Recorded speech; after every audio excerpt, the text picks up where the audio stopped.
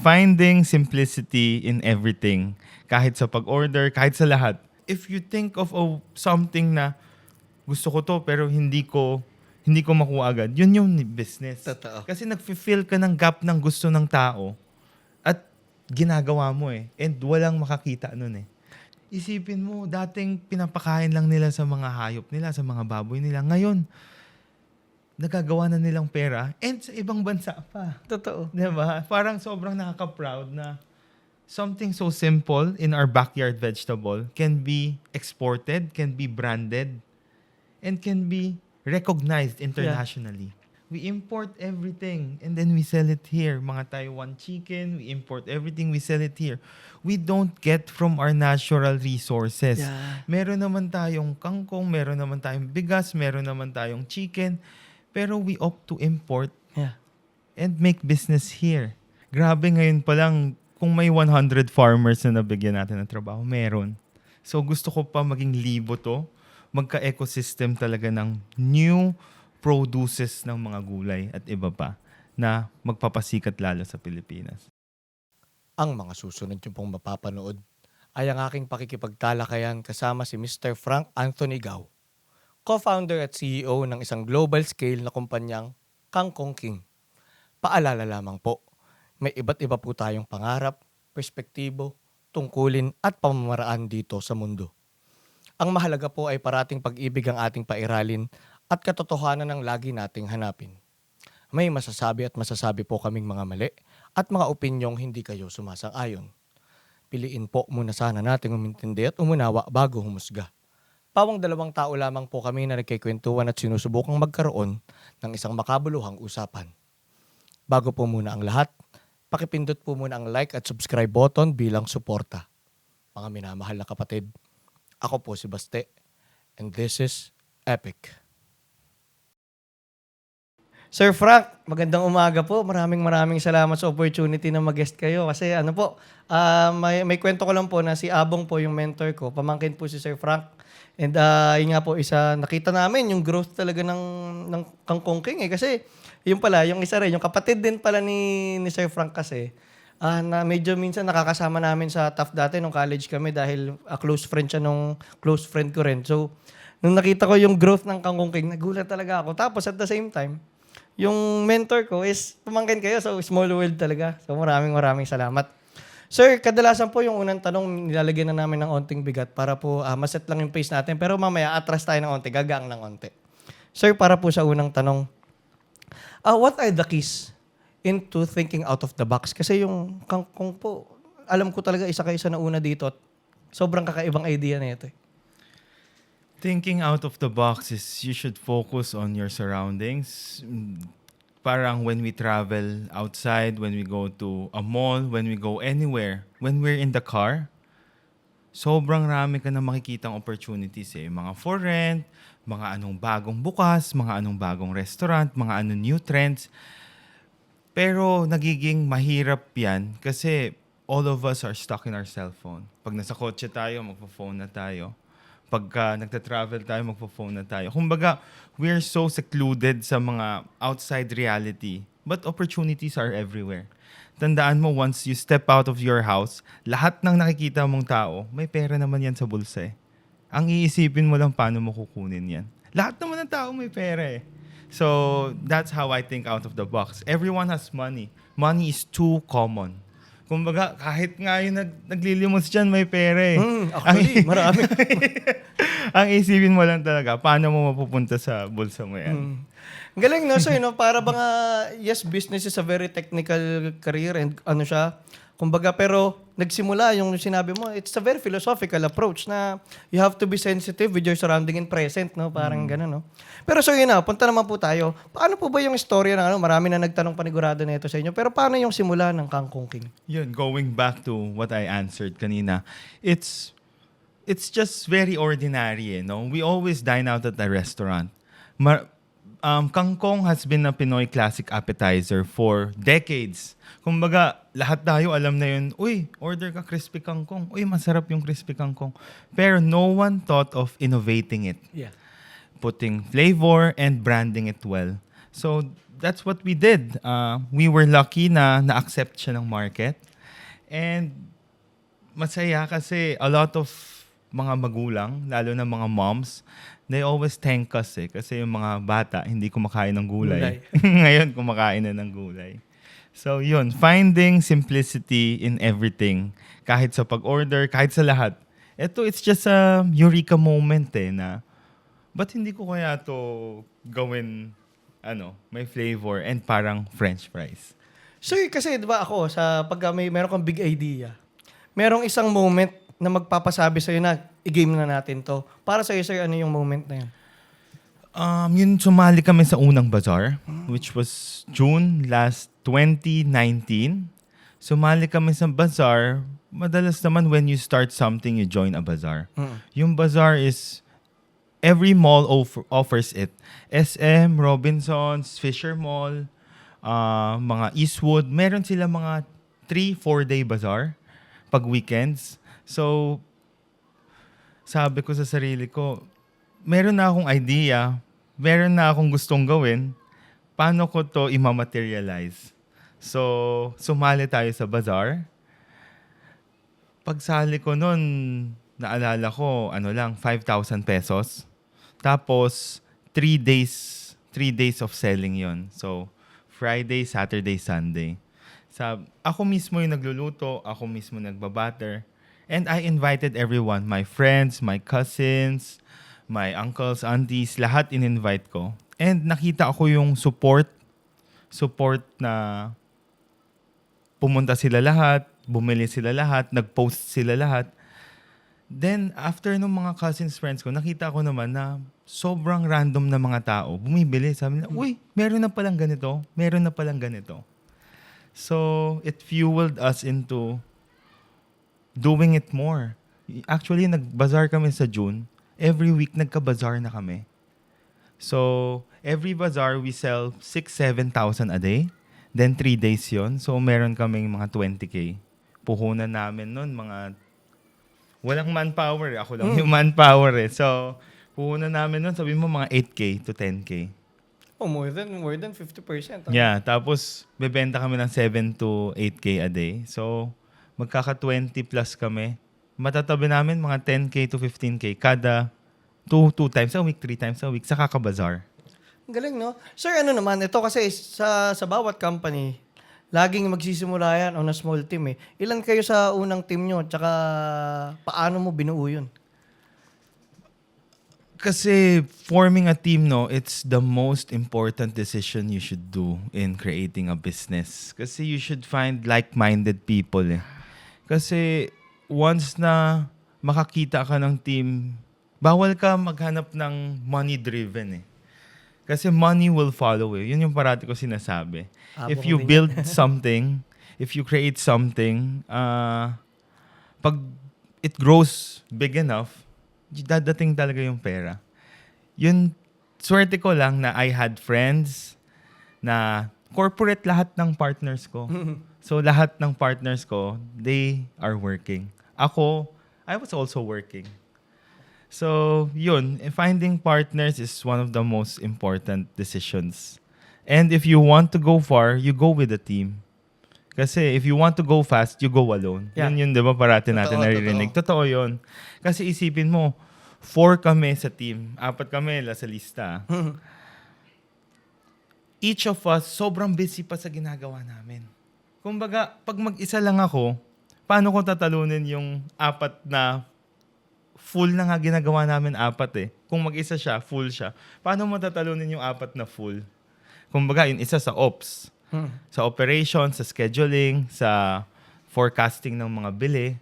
Yung isa naman sa marketing, sa contents. Yung isa naman sa quality control, sa pag-maintain ng ganda ng production natin. And ako, sa PR, sa interviews, sa retaining the relationships sa mga resellers natin. So, 4 kami. Sobrang important yan mga role na yan. I cannot see why iniisip ko pa lang yung ginagawa ng ka-team ko, hindi ko na kaya . Paano pa kung mag-isa ako? yun. Ang galing din sa'yo, no? Yun nga nakikita ko sa mga leaders, yung humility enough na alam mong hindi mo kaya lahat. at hindi ka magaling sa lahat. So pag naghanap ka ng team, mahanap mo yung mga tao talaga na parang kaya lang i-fill yung kumbaga yung hindi mo kayang i-fill no. So sir, matanong ko lang, saan po nagsimula kasi mukha namang ang tapang nyo talaga in trying things. So entrepreneurial mindset talaga. Saan po nanggaling yung We grew up in Binondo eh. So ever since I was in grade school, bibilihan kami ng nanay ko ng mga sticker. Yung sticker na yun, isang plastic yun, 5 pesos lang yun. Ibebenta ko ng tig to 2 pesos isang sticker, so magiging 30, 40 yun isang papel. Grade school pa lang yun. Yung high isa ka sa school, mga ganun, no? yeah, yung high school, meron mga baller, umuso yung mga baller, magpapaprint ka ng mga baller. So, magpapaprint sila ng mga t-shirt. Yun yung mga entrepreneurial mindset na pupunta lang ako sa Divisoria, magpapagawa ko ng baller, 50 pesos isa pag marami. Binibenta ko ng 150, 200. So, ever since dati pa lang, meron na talagang, alam mo yun, yung buy and sell na mindset. Kasi growing up, sa Binondo kami, sobrang lapit ng Divisoria, nandyan yung 168. And hindi pa ganun kauso yung online. So if I buy something from 168, sabihin mong ballpen, nakakaiba. I can sell it at Laguna or I can sell it at Tagaytay ng times 3, times 4. Yeah. Wala kasing Shopee, walang Lazada, walang Facebook Marketplace. So it's very easy to buy something, then sell it somewhere. Kasi they don't know where you bought it from eh. Totoo. Kumbaga, saan niya binili yan? Saan niya binili yan? And you can name the price. As long as, uy, siya lang nagpaparating yan, walang ibang meron yan, siya lang. So, yun yung mga hinahanap ko na, pwede ko itong ibenta to. Kasi wala naman makakaalam saan ko binili yan eh. Kaya, yun yung eureka rin. Parang ito, pag naghanap sila nito, wala naman silang ibang bibilihan eh. Totoo. Inisip ko kasi, if you want to sell something, you should provide the customers something they want na hindi nila agad kayang makuha. Sa iba, no? Oh, parang French fries. Pag pumunta akong supermarket, bumili ako, luto ko, nandyan na yan eh.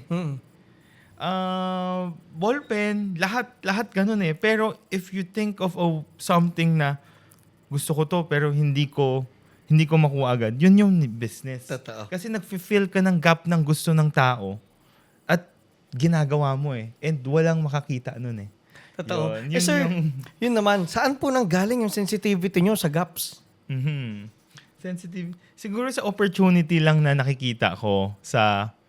Usually kasi every week I go out eh. I spend time with a lot of people. I love talking with people as well.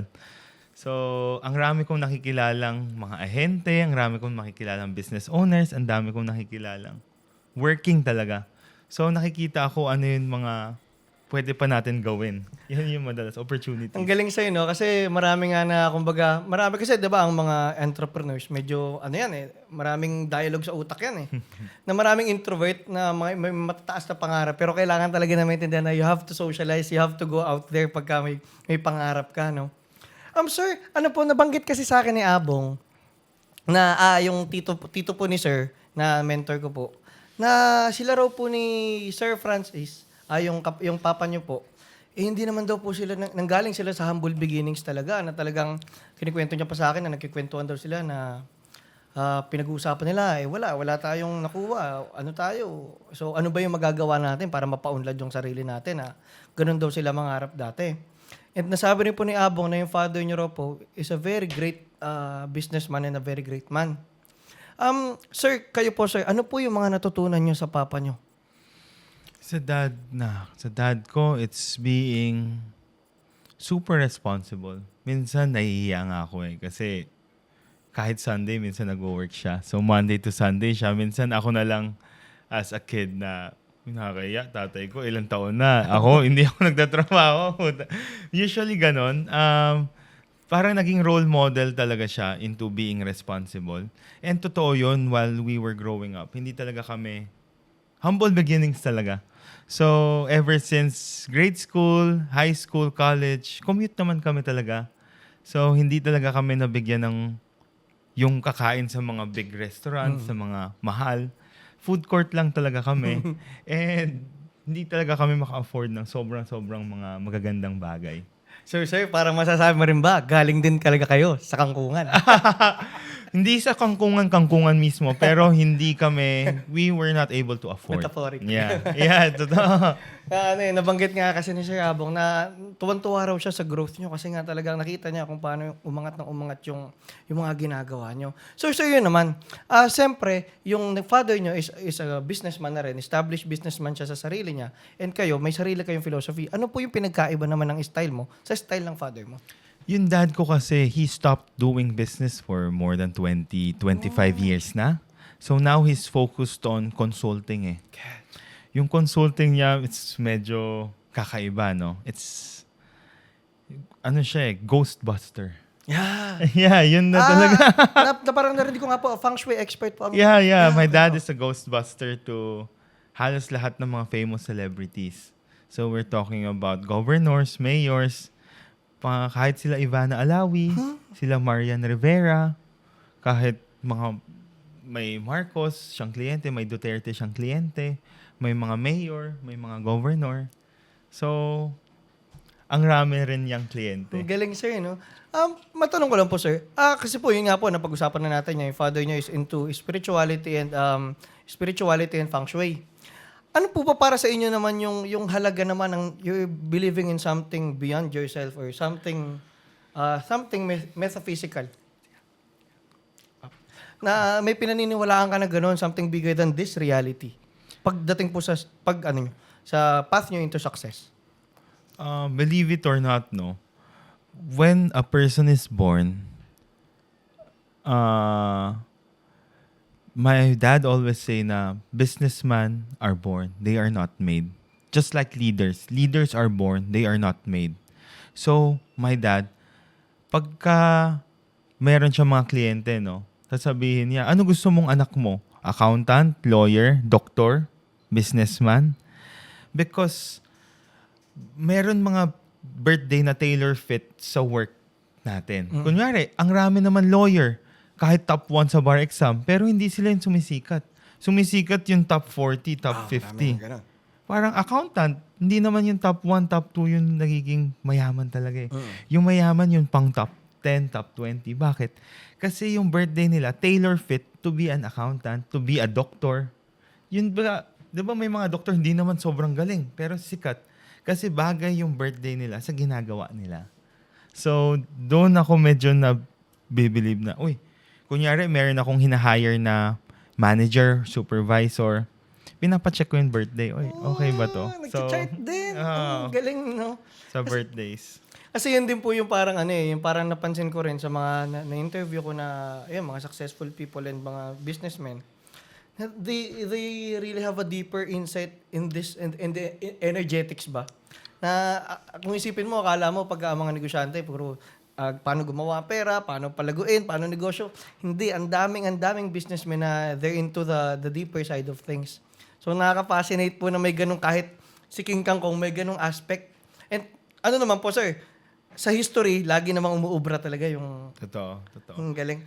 Sir, ano naman po, pagpunta naman po sa scaling the business, kasi itong Kang Kong King, nag-export na ngayon pa lang. Yeah.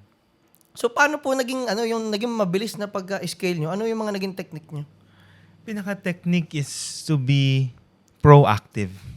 Kunyari, every event, like next week, June 11 to 14, this Wednesday till Saturday, we're gonna have a big event sa World Trade ulit. So, it's being active. Every quarter, maraming food groups, maraming food conventions na they offer it to mga SMEs, small, medium na mga businesses. So, we see to it na we join each and every one of them. And I see to it na kada event, imposible walang may-ari na bumabantay. So, ako, madalas, 4 days ako doon. Pag 4 days yung event, 4 days rin ako doon. Kasi people want to speak with the owner parate. Yeah. And yung decisions, gusto mo ganyan? O tawad ka ganyan? Magre-resell ka ganyan? Go agad yan. So, for me, it goes back to loving what you do. Kailangan gusto mo pa rin yung ginagawa mo. Tsaka pinaka-tip ko, wala naman ibang magugusto ng product mo eh. more than you yourself. Dapat ganun mo kamahal yung product mo, Oo. no? Kasi may times naman talaga na walang bibili. May times talaga na kakalimutan ng tao product mo eh. Pero pag walang nagmamahal niyan, walang nag-aalala dyan, sino pa kung hindi ikaw lang being the owner? Tsaka ang no? Ang company, parang anak din yan. Correct. Yun yung parati kong sinasabi is when you start a company, it's just like a baby. Palalakihin mo siya unti-unti. And a baby, it's just like a tree. Parang puno lang siya. Isipin mo, pag yung puno, diniligan mo ba ng 3 buwan, 6 na buwan, malaki na ba yan? Mayroon na ba yan fruits? Wala naman eh. It would take you 3 years to 5 years, 6, 7 years for it to grow para maani mo yung fruits. Parang baby. Palalakihin mo yan eh. Tsaka makakatrabaho yan. Makakatulong rin talaga. In business, ganun din. So, kunyari, may decisions kaming 4 bilang partner. Sasabihin namin, fair ba yan kay Kangkong King? Fair ba yan sa business natin? Hindi ba yan fair sa akin, sa'yo, sa kanya? So, we consider it as a person also. Kung baga, kunyari 4 kami, 5 na pala kami. Yeah, ganun yung Galing pagtrato yan. namin sa kanya. Ano sa'yo, no? Nakakatuwa na yung yung... Actually, yan din yung mga sinasabi nga nila Sir Abong, nila Dr. Albert, na yung delayed gratification talaga napaka-importante sa negosyo na kung nag-expect ka ng mabilisang kita, huwag ka na magnegosyo kasi kailangan mo talaga siyang pagtrabahuhan na matagal nang wala kang matatanggap na reward for quite some time. Pero pag dumating na, darating at darating yan. Correct. Sir, ano naman po? Pagpunta naman sa teamwork, kasi yun nga po, nasabi nyo kanina na in order to build the team, na dapat tamang mga tao rin. Pero paano mo naman po siya gagawan paano mo lalagyan ng synergy yung team na iba-iba ng utak, iba-iba ng philosophy, iba-iba ng... Ako, I see to it that I get one-on-one sessions with them parate. Na this week, dito muna ako sa isang partner ko, iinom kami, magbabanding kami. Nag-inuman kayo? Next week, dito ako sa isang partner ko, magkukwentuhan lang kami. So, partnership is sa lahat naman eh. Kung nawawala yung friction, yung kailangan nilalagyan mo siya ng oil para lumuwag siya. Kumbaga, there are a lot of decisions na mag-aaway kayo, hindi kayo magsusundo. Pero, pag nag-uusap kayo parate, kung binibigyan mo rin siya ng time, maintindihan mo, ba't niya ginawa yon and ba't ko ginawa to. So, it's more on, aside from the business na paalagaan mo, you should also take care of each and every one of your partners. Totoo yun, no? Yung dapat kung yung pinagsimulan nyo, kasi nagsimula yung company dahil din sa band nyo, na dapat hindi mawawala yun eh. Kasi, di ba parang kunyari, nangyari kay Steve Jobs at saka kay Steve Wozniak na parang nag-focus na sila masyado dun sa kumpanya, nakalimutan na nila yung relationship nila, nagkaroon sila ng falling apart. Ganon din with my supervisors and managers. So, quarterly, I make time talaga na kumain lang kami ng good lunch. Libre ko sila ng kahit steak lang na simple lang. Hindi yun mga 1+ na steak. Yun mga tenderloin sa mga sizzling house. So, I treat them para maalam ko rin anong mga kulang and how can we improve on everything. Usually ganon. Opo. Tapos sir, nakita rin po sa sa catalog ng sa nyo po, sa mga tawag dito. Ano ba tawag dito? Yung mga flavors nyo. Na parang from time to time, lagi may nadadagdag na flavor. So sir, ano po yung importante na hindi kayo tumigil sa isang product o sa isang flavor? You know, if you create something, improving should never stop. Yun, kasi nasa field ka ng laban, hindi naman laban, nasa field ka ng competition ng lahat ng mga ibang food brands. How can you set yourself apart? So, you should let corporate clients, you should let mga super bigati na clients see na itong brand na to, buhay na buhay to. Tingnan mo, every 6 months may bago silang flavor, pumupunta sila sa mga expo, pumupunta sila sa mga trade show. So you should let them see that I'm here. We are here. If you want anything about veggie chips, healthy chips, kami yung hahanapin nyo. Kumbaga, may iwan mo yung ibang competition mo without you knowing eh. Because you keep innovating, you keep improving. Hindi mo na minsan pinapansin yung iba eh. Ang galing na, na parang hindi ka makikipag-compete sa iba, makikipag-compete ka sa past. Sa sarili mo talaga. Kasi ikaw yung market leader eh. Ikaw yung nagsiset ng trend eh. How can you set standards with other company kung mababa lang rin yung standards nila? Totoo. So, I consider it as introducing something new. It's an opportunity for you to rebuild, to introduce, and to launch your business again. Kasi parang kami, last week lang nag-launch kami ng salted egg dip. Up. Naging trending rin siya. So, nabuhay ulit konti yung business because of May something bago. new. Yun. So, we see to it that every 4 months, we create something new. Ang galing sir. Tsaka at the same time, yung commitment ba sa ganun, na kahit, syempre, ang flavors, limitado naman eh. Pero parang yung commitment yun na, no matter what, maglalabas kami ng bago, eksperimento tayo ng mag-eksperimento, no? Sir, pagpunta naman po sa sa challenges, kasi lahat ng companies may challenges yan eh. Ano po yung biggest challenge na kinaharap ng Kangkong King? At paano nyo nalagpasan yun? Biggest challenge was creating a new demand. Before we started, ang rami natin kangkong eh. Sobrang raming kangkong. Pero no one knows na pwede na siyang bilihin. Na meron ng bago. Kasi when we go to every food court, yan at yan lang naman nakikita natin eh. Same na same. Bata pa tayo. Ngayon, ilang taon na tayo. Yan pa rin nakikita natin. Diyan namamatay yung isang innovative thinking ng isang country. Parang ibang countries, hindi lang yan. Tayo, pag pumunta tayo sa food court, sasabihin ko na lahat meron french fries, meron siomai, meron gulaman, meron sizzling. Parang ano ba yan? Hanggang sa tumanda tayo, ito na lang ba? At least nga ngayon masaya ako, may mga 10 yen na, iba-ibang creation na, may mga salad na, pero yan yun mga kailangan natin suportahan. Kasi yan yun set ng bar para mag-improve pa yung quality snacking sa mga Filipino people. Na hindi yun at yun, fishball na naman, Sam's na, alam mo yun, yung kada food court, ito na naman yung aabutan mo. Paano makikilala yung mga small, medium businesses kung yan at yan lang rin yung binibili natin? So, yun yung naging mahirap. Ang galing yung innovative thinking, no? Kasi may relate ko lang din sa economics ba, na para kasing, yun nga na parang, para umunlad yung bansa natin economically on a big picture, napaka-importante ng export.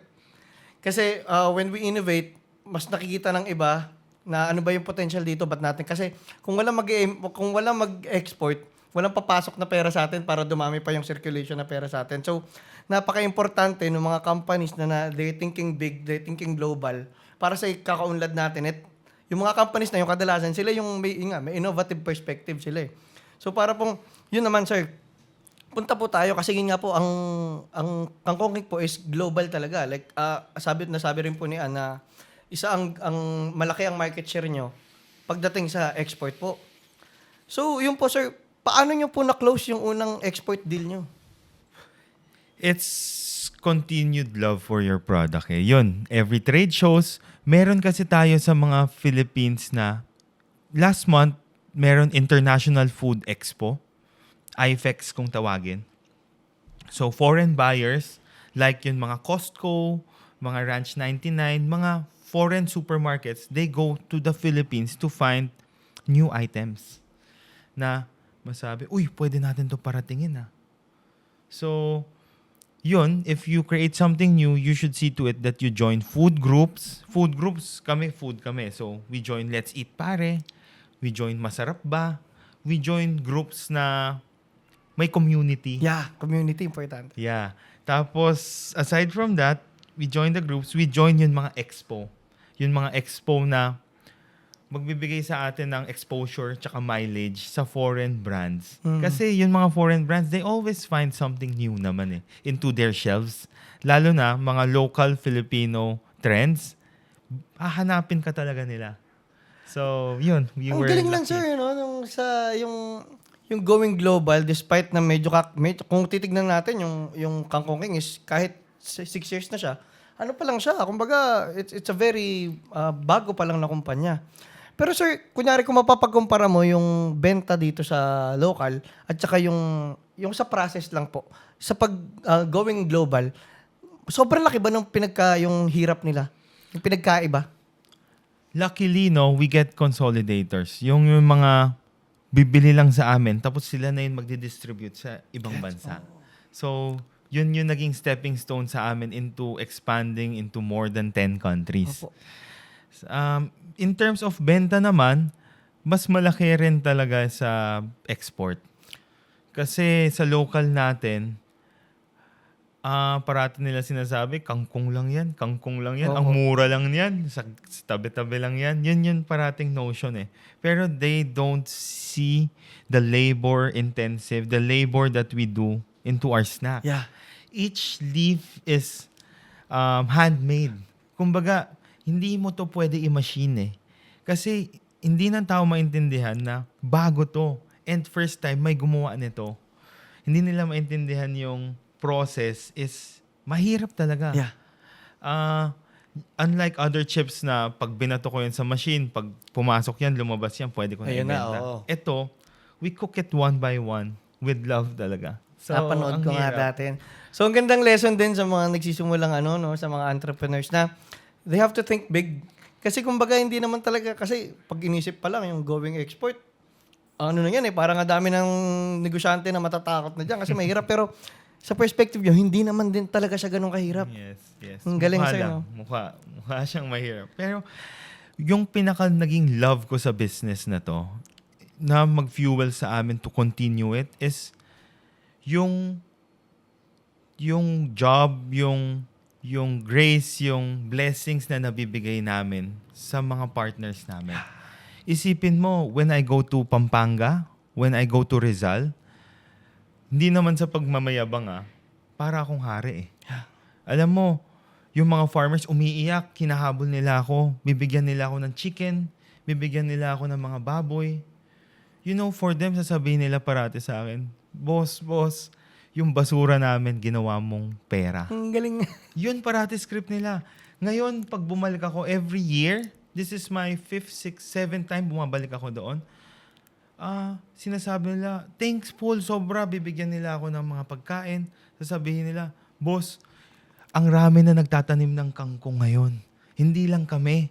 Mga kapitbahay namin nagtatanim na rin ng kangkong.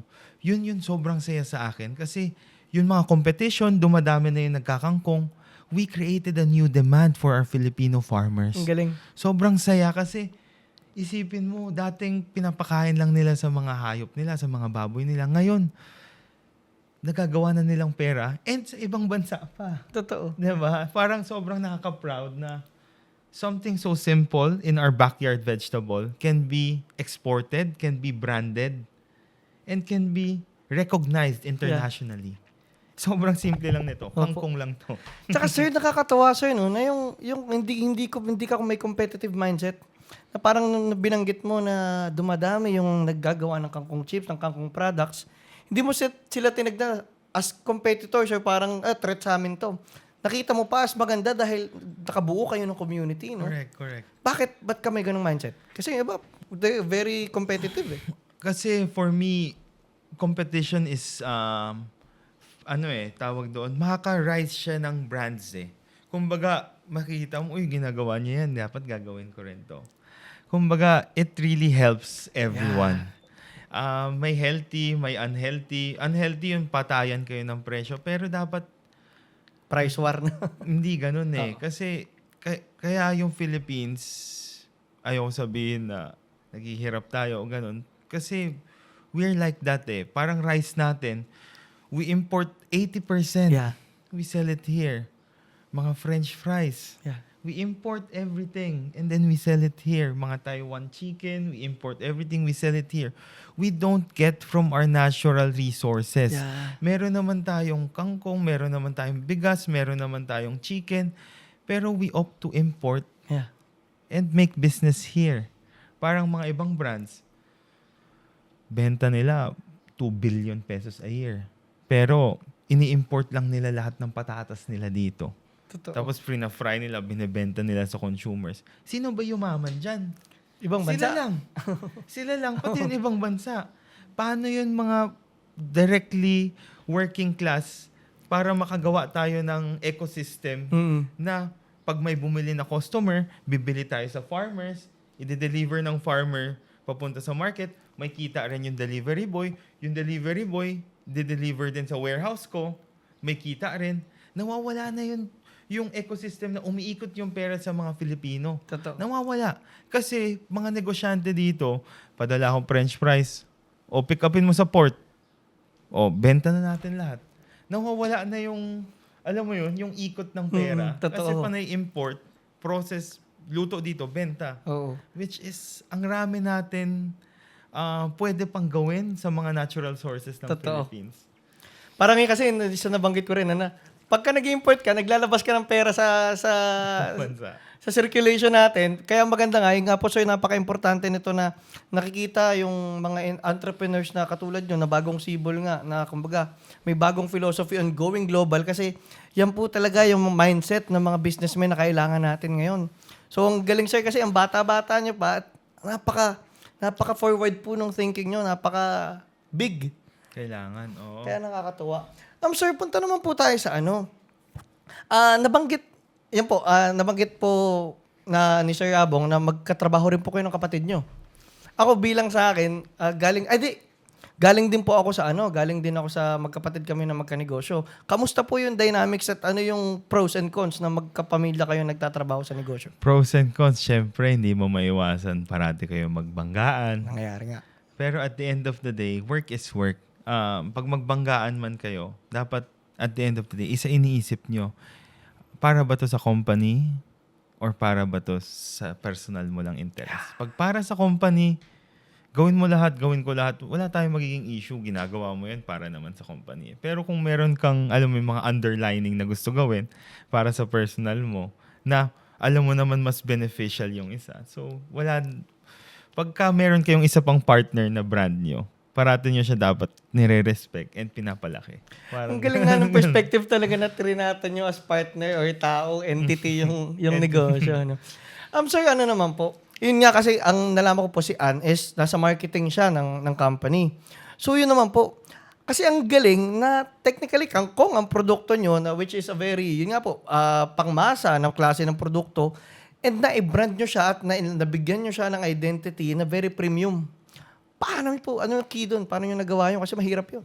Yung sister ko, yun magaling talaga sa marketing. Pero kami, kaya namin talaga ginawa yun. We want to set standards eh. When we go to trade shows internationally, alam mo ba, nahihiya kami parate. No one would believe na from Philippines to. Because of the packaging, because of the innovation. Alam mo, mga kasama namin, nasa Tupperware, nasa plastic na transparent. Tapos mga katabi namin, Cambodia, Laos, tinatalo pa yung mga produce ng mga Pilipinas. Ako kasi walang nagsiset na dapat ganito tayo. Paano tayo mag-i-improve? Yung Thailand ngayon, number 1 sa snacks. 'Di ba? So Malaysia, number 1 sa snacks. Ang raming nag-i-improve sa snacks. Pero tayo, bakit hindi? Bakit yung mga pulburo natin, yung mga shingaling natin, we don't brand it, we don't market it. Bakit? It all goes down back to education na paano tayo makasabay sa world economics kung hanggang dito pa rin tayo. Ang galing. Nakakahiya talaga minsan Okay. na pupunta kami sa trade show, sasabihin, from Philippines to? Parang hindi naman from Philippines to. Kasi alam nyo naman yung mga products sa Philippines na kadalasan nasa Tupperware pa na hindi nila branding, hindi nila ginagawa hindi nila ina-innovate. Opo. Yun sir, ano po yung importansya ng branding? Sobra. Isipin mo nga kangkong, branding ko lang, nabenta ko. Isipin mo ilan yung gulay sa bahay kubo. Kantahin ko lang dito, may 50 na yun eh. Kung magaling ako mag-branding, kung magaling ako mag-market, sa tingin mo hindi ko rin kaya ibenta yun. Kaya. Yun yung point ko. So, if we just know how to innovate and to create and to improve on it every single day, kaya natin sa global stage. Ang galing nga, sir. Ay, sure kami dyan na yun na talaga ang path natin. Sir, punta naman po sa leadership. Kasi yan po, kung meron mang pinaka-importanting role ang isang CEO sa isang company is leadership. Ano po yung keys to a good leadership para sa inyo? Leadership is to always consult everyone within your team and asking them anong kailangan mo para ma-improve pa yung work mo? Anong kailangan mo para dumali yung work mo? And mas lumaki pa tayo. Yun lang yung tanong ko parate. Then, if I know the answers na, I will help them slowly. Paunti-unti. Hindi agad decisions na gusto nila, pero we're gonna slowly fix it. Kung paano pa mapadali and paano pa mapalaki. Each and every one of them has their own problems. And dito tayo, the CEO's role is to support each and every one of your team. Kahit sa supervisors, kahit sa taga-cook mo lang sa commissary, lahat yan. Ako, my role as a CEO is to visit everything. Vinivisit ko pa rin lahat ng kiosk natin sa mga mall. Vinivisit ko pa rin yung commissary natin. And I do one-on-ones I see to it na I get personal with each of our employees. Makilala ko sila on a personal note. Pero may secret ako. Yung secret ko, kunyari, si Jam or kunyari, si Mary Grace, nasa notes ko na yan. Ilan yung anak niya? Nasa college na ba anak niya? Yung asawa niya, plumber. Kumbaga, pag nilabas ko yung notes ko sa cellphone, lahat ng profile ng mga employee ko, meron akong notes dyan. Kamusta anak mo? Graduate na anak mo, accounting . Sobrang natutuwa sila noon that si boss, kahit tagaluto lang ako, kilala pa rin. Pero I have 30-40 contacts ng lahat ng tao ko. Kung ilan anak nila, ano trabaho ng asawa nila, anong issue sa bahay nila, nanay nila may sakit, anak hindi pa. Yung mga detailed problems, kinukuha ko yan sa bawat employee. Then when I talk to them, I see to it that I go to a personal note na kilala ko sila. Ang galing sir. Napaka-importante nga sa leadership no, na parang hindi masyado napapag-usapan na yung malasakit. Kasi hindi ka makakabuo ng team kung wala kayong malasakit sa isa't isa talaga. Napaka-importante no na. Yun din po yung maganda siguro sir na kahit though global ang perspective nyo, yung pagka-Pilipino pa rin, no? Kasi, sa Western companies, hindi ganyan, Totoo. Tayo, we treat each and every one of them as a family talaga na, kamusta na lahat? Kung may problema sila, kung sobrang laki yung problema, akong kumakausap pa rin. And lahat yan, 60-70 yan. Ako lahat nag-interview niyan bago sila pumasok. Galing. Para makilala nila tayo. Sir, medyo labas tayo ng onti sa company. Punta naman tayo ng onti lang sa personal life mo. Sir, medyo bigatan ko lang. Sir, para sa'yo, what is the meaning of life or what is your purpose here on earth? Purpose. For me, of course, being successful. Kasi, how can we become successful? And what makes you successful? Yes. Successful is when you go to the office, everyone treats you nicely. Sir, kamusta? Sir, hello. May good aura, good vibes. When I go to the kiosk, sir, miss ka na namin. 2 weeks ka na hindi bumisita. Yung respect nila sa'yo, kahit janitor, kahit tagaluto, kahit tagalahat, kahit anong posisyon nila. Once everyone respects you, once everyone, hindi yun pagtalikod mo, si sir, ano na naman yan, hindi na naman bibigay yung raise na, hindi na naman. Yung ganun, you're not successful. Kasi, mga tao mo sa likod, hindi rin masaya, ang rami rin sinasabi. You're successful if everyone, yung working environment nyo maganda, yung ambience nyo maganda, yung synergy nyo bawat team maganda, yun yung successful for me.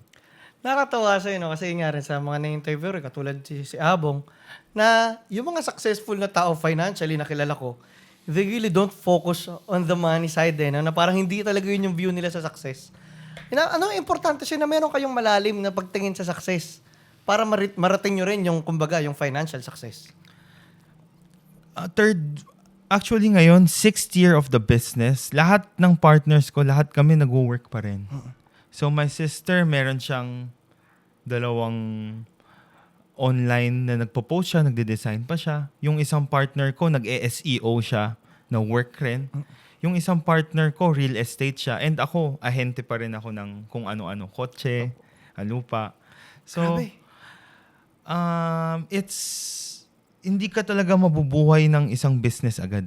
Nagkasweldo lang kami nito, believe it or not, on our 4th year. And yung first 4 years namin, minimum wage lang rin kami. So we see to it na day by day na may job kami and may isa pa kaming work para masustain yung isang lifestyle namin na kakain kami, may meeting kami ng mga boss, and yung isang lifestyle namin na on the ground pa rin, working, knowing kung ano yung nangyayari sa mundo. Galing na. Matinding sacrifice yung kinailangan yung gawin para dito. No? Correct. Ano importante na nagsasakripisyo ka sa gusto mong mangyari?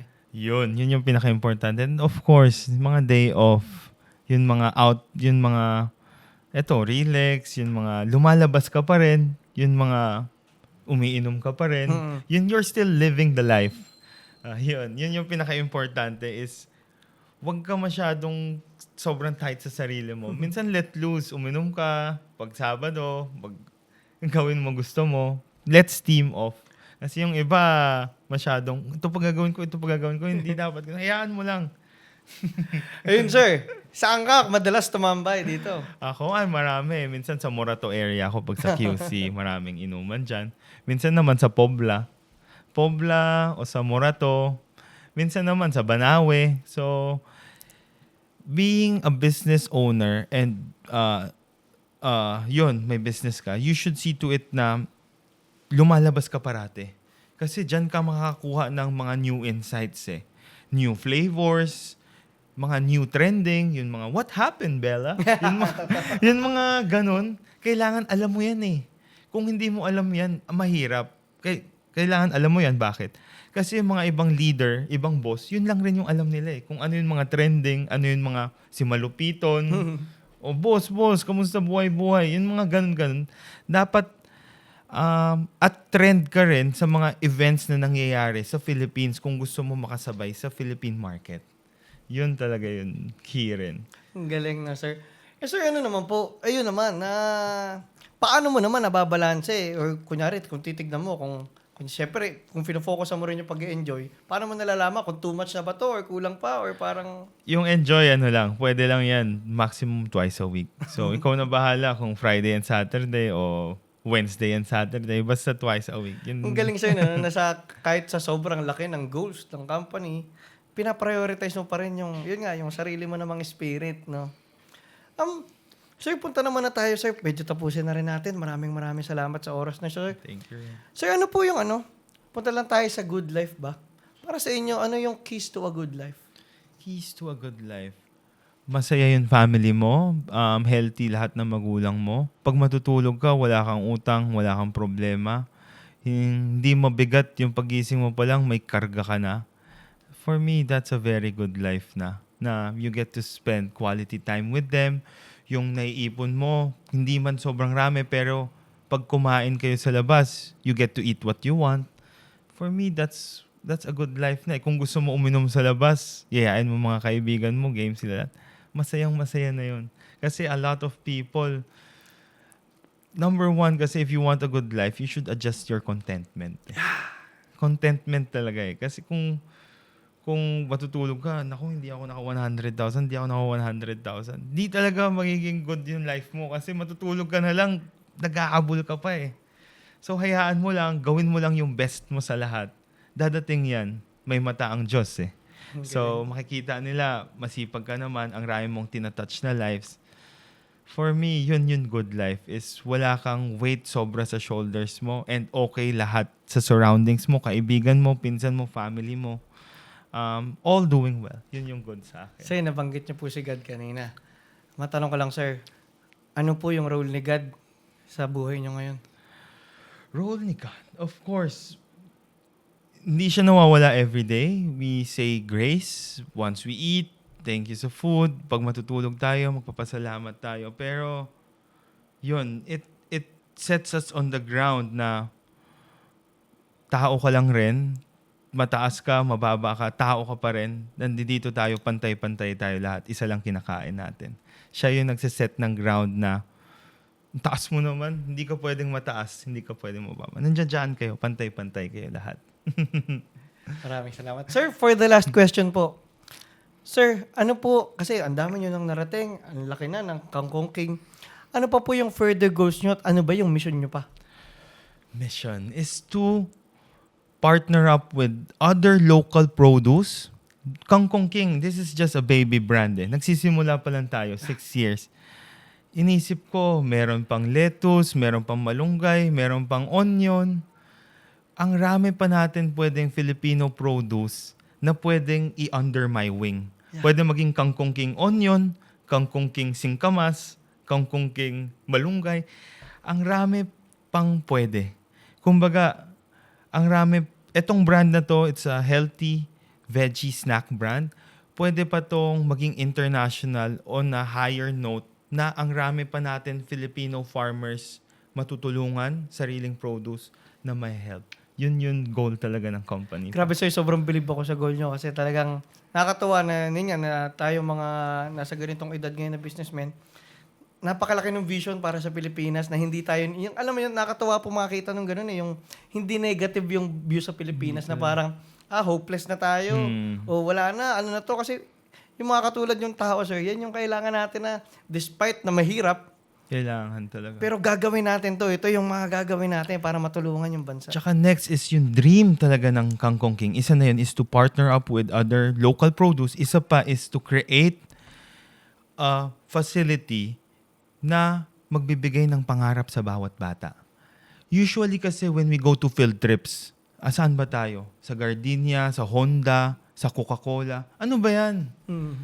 International brands lahat yan. Pagpunta ko dyan, ano matututunan ko dyan? Paano ko mabibili ang makina na yan? Ang gusto natin, gagawa ako ng isang facility, magtutour yung mga bata. From farming ng mga farmers, from farming to cutting ng kangkong, to washing ng kangkong, to packing ng kangkong, to flavoring, to out. Makikita nila yung buong proseso na something so simple can be exported. Yeah. Ang mga field trip kasi talaga, dapat nagbibigay yan ng motivation, inspiration sa mga bata na sana magawa ko rin to. Kaso nawawala na eh. Nangyayari is, laki ng factory niya, laki ng factory niya. Hindi eh. Ang gusto natin sa mga bata is, mangarap kayo, paano natin gagawin to? Paano pa natin mabuhay yung agricultural natin? Paano natin sumikat ulit yung farming sa Philippines? Yun yung mga gusto natin sa next years ng Philippines eh. Is to give dream, bigyan ng hard work na kaya natin to. Yun.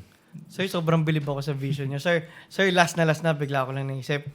Madalas, pag nagtatanong ako sa guest, ano yung mensahe mo sa batang sarili mo? Baliktad naman, sir. Ano ang mensahe mo, sir? Kunyari, 60 years old na Frank Gao. Ano yung gusto mong sabihin sa kanya?